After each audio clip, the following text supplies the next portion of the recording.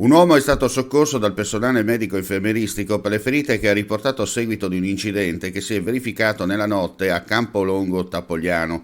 Per causa in corso di accertamento da parte delle forze dell'ordine è rimasto coinvolto in un sinistro con una vettura in transito. La persona è stata presa in carico dal personale medico-infermieristico ed è stata trasportata in codice rosso all'ospedale di Udine con l'ambulanza a bordo il medico dell'automedica. Rilievi da parte dei carabinieri.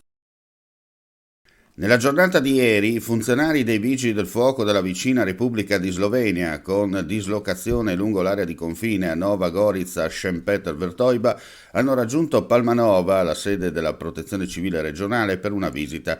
Dopo una presentazione in sala ottagonale è seguita la visita della sala operativa regionale e quindi quella alla centrale di primo livello del servizio del numero unico di emergenza NUE 112 del Friuli Venezia Giulia. Hanno avuto la possibilità di visionare i mezzi nei magazzini, tra i quali il nuovo Tecne Grailon in dotazione al Corpo Forestale Regionale del Friuli Venezia Giulia. Fondamentale lo scambio di conoscenze per la realtà che operano nell'emergenza a cavallo del confine italo-sloveno.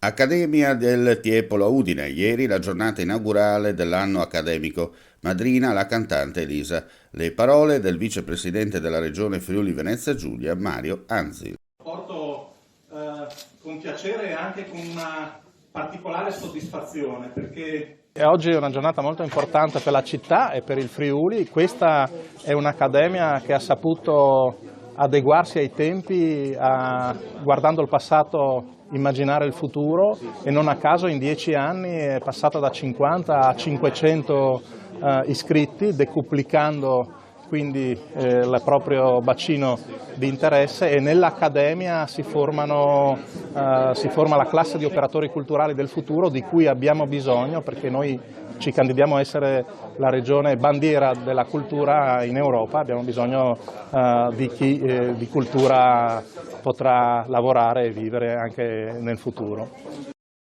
Chiudiamo qui questa edizione live, ulteriori news come sempre sul nostro sito friulitv.net. Grazie per la visione e l'ascolto e non resta che augurare a tutti voi un buon proseguimento di giornata.